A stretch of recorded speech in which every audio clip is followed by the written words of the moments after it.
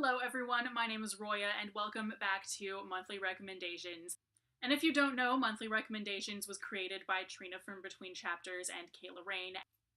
And this month's topic is retellings. So I did do a retellings video for Top 5 Wednesday forever and a half ago.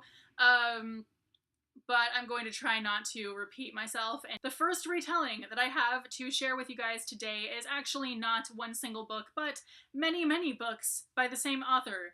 And that is an author whose retellings I have been reading for like 10 years now.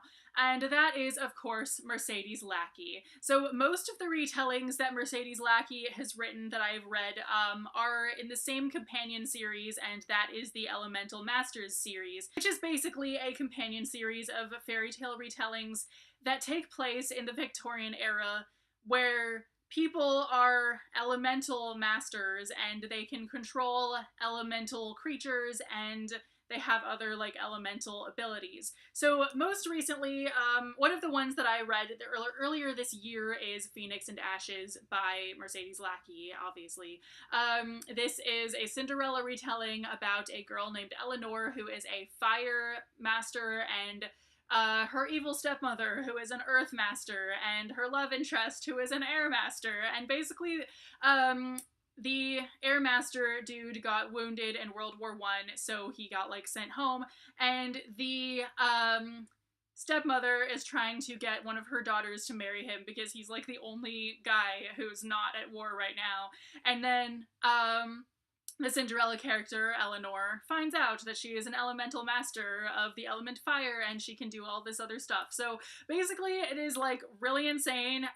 It gets really creative with a lot of the stuff. Like for instance, instead of her slippers, it's gloves that only have 3 fingers on them because one of her fingers got cut off. And so it in like the true Brothers Grimm fashion, one of the stepsisters actually has to cut off her finger to fit into the glove, and it's really insane. So yeah, I think this is one of my favorite ones by her so far. My other favorite for sure is the Gates of Sleep, which is obviously a Sleeping Beauty retelling.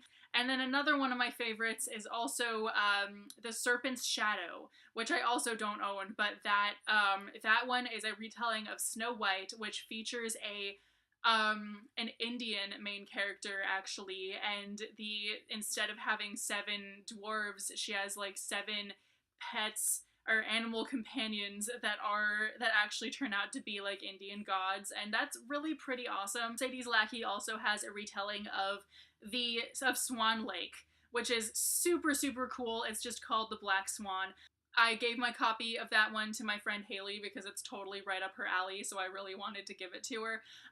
But anyway, like that's also a really, really good one. That's not part of the Elemental Masters series, it's just its own thing. So I don't think that necessarily all retellings have to like pull a Stephenie Meyer and put like a really crazy spin on it to make it good or anything, but I do think that they need to deviate enough from the source material and really make it their own in a way. And here are a couple of retellings that truly do that, I feel like.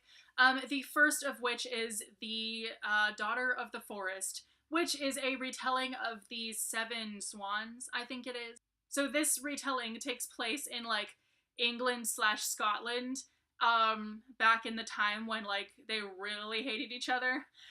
So it centers around this girl named Sorka, who is the youngest child of like 7 kids, and she's the only girl, and then their evil stepmother turns her brothers into swans, and she has to go and turn them back by basically making shirts out of starwort, which makes like her hands swell up and all this stuff. And so she has to like live in the forest, do all this crazy stuff to bring her brothers back. She also has to not speak the entire time. Another really great retelling is The Goose Girl by Shannon Hale. Obviously this is a retelling of The Goose Girl, and it really stays true to like what happens in the original fairy tale. However, it just brings it to life in such a good way and just really explains a lot of the stuff. Like, it explains why, for instance, the princess can hear her dead horse talk to her. And it gives her this whole backstory about, like, how she can talk to animals and how that's like not a desirable ability to have and she has to hide it and all this other stuff.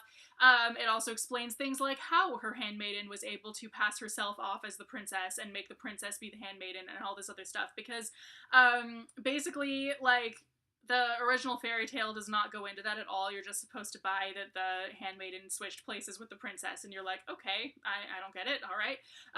So I thought that this is such a good retelling that does such a good, like, a good thing with it and really makes it super creative and really fantasy-ish. Like, there's a lot more fantasy elements and there's a lot of really great world building as well. Please let me know what some of your favorites are. I would love to hear about them, and thank you very much for watching. I will see you very soon with a new video. Bye!